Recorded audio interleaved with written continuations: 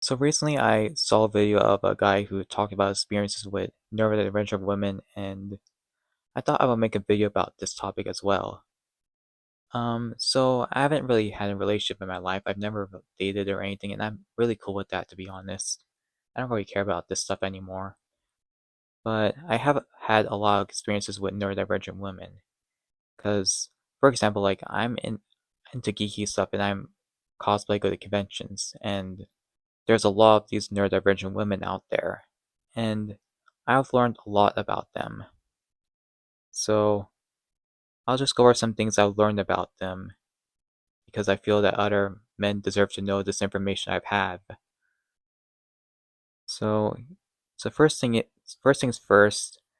One thing I've noticed about neurodivergent women is they have little to no problems making friends and group socializing like regular women, and that this is contrast to neurodivergent men like me. So when I go to these events, I see like neurodivergent women like just feeling welcomed all the time. They have a really easy time making friends, and it's real rare to see women who do not have a easy time making friends. And like women, they could just go online, they could just talk about how they're lonely, they need someone to go with, they're scared that predators gonna get them, and they're gonna get friends easily. And I see them in group socializing. They're online, they claim they're shy and whatever, but I see them group socializing and they just get in the conversation easily while I feel hopeless trying to get in the conversation. So yeah. Another thing is, just exactly like women, they are very oblivious to men's issues and they hate it when men open up to them, despite on the internet advocating for men to show their emotions. From my experience, whenever I open up to women or whenever I talk about like just minor problems or like just problems such as like me being alone at conventions, they would say go to therapy or friends are not your therapist. They just really like shallow minded. They don't really want to like make an effort because obviously at the end of the day they don't like us. Even though they say like, yo, yeah, we're all neurodivergent, we're all geeks in costumes, or we're all geeky people. They just don't like people like me because I'm a man and I'm neurodivergent and I'm not famous enough. That's my issue with these women. And also like keep in mind when I'm talking about women, I'm also talking about women who later identify as men and or non-binary. So speaking of these female-born people, so another thing is, whenever men's issues comes up, I notice that the trans men hijack and act as though they also experience what we men are forced to go through, such as like loneliness and not being accepted for who we are. In reality, like these trans men, they only get taste of the life of a man if they truly transition enough where they pass as a male. So one example is like I was like in a cosplay Discord and I just said that like, oh, as a man, I don't feel welcomed anywhere. And then there's this trans man who came in and tried to relate to me, and obviously, like he, I don't really see it on my end, but that's just one of my experiences. And like I noticed that like these so-called trans men, the communities I've been a part of, a lot of them don't even bother trying to look like men. Like there's only like a few of them I noticed that even make the effort to try to transition, just try to look as manly as they can. And one thing I noticed that they eventually end up defecting and they call themselves non-binary and female presenting, which is like they like dress in female clothing while also like saying that, oh yeah, we identify as a man. And yeah, that's another thing I noticed about these trans men.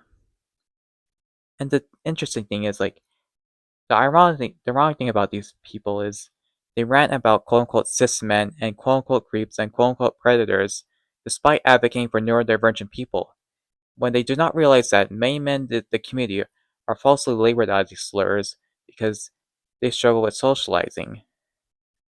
Because I don't believe in most of these accusations. A lot of these men that like get falsely accused, they happen to be neurodivergent. They have to like not have social skills. They don't have the privilege that women have to have the ability to group socialize and make friends.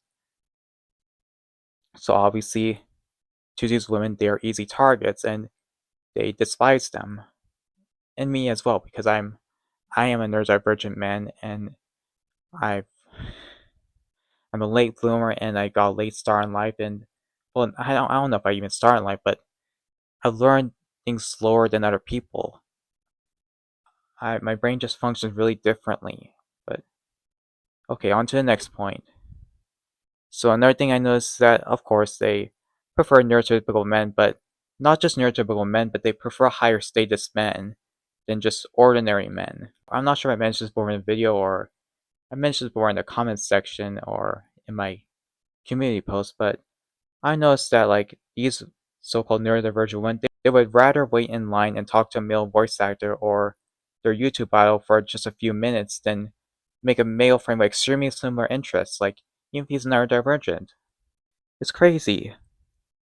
And last thing I noticed about these women is just something that they like that I find kind of messed up. And there's a trait in fiction that they really like, and it's they like the enemies to friends slash lovers trait. So, for example, if you watched cartoon She-Ra, there's these two main characters. There's just one main character, which is She-Ra, and there's Catra. Spoiler alert: they were mostly enemies for the most of the show, and later they fell in love. They also make fan fictions of anime enemies are that are lovers.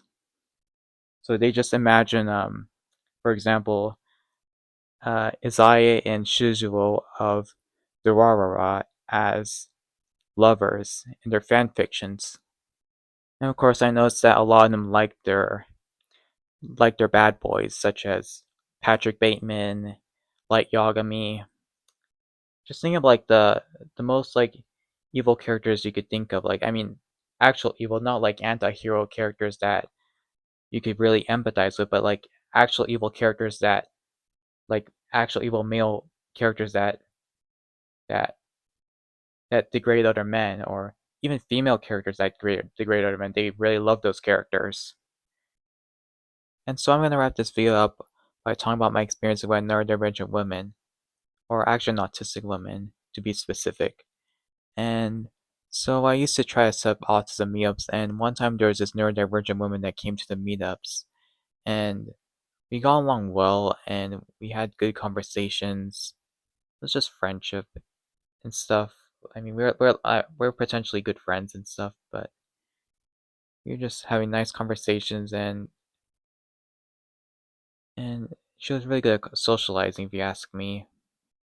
But it's all started to go wrong where when I started like talking about like my concerns and fears about the future and just typical male problems, typical autism male problems actually, and she seemed a bit turned off by it whenever I just text her about like these problems. And I just one thing I noticed is that like she didn't really talk to me as much as I did beforehand.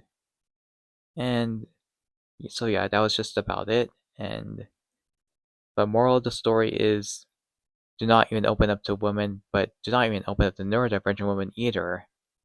And also that neurodivergent women are not the same as neurodivergent men. They would never understand as neurodivergent men, and they know they have it easier no matter how much they claim that they think that women have it worse, but in reality, women have it easier, and they just know this, but they're just not gonna like be more open about it. They're just gonna be more passive aggressive about it. And that's just one example of how they're gonna be passive aggressive about it, because they despise men who open up about their emotions. So yeah, they're just pretty much hypocrites, especially the ones that are online when they say that, oh, we want men to open up, oh, mental health matters. So yeah, just my moral of the story, and as a guy who's has a lot of experience in his life regarding like with neurodivergent women, and yeah, that concludes this video. If you have any of your experiences with neurodivergent women, please let me know in the comments below, and that's it.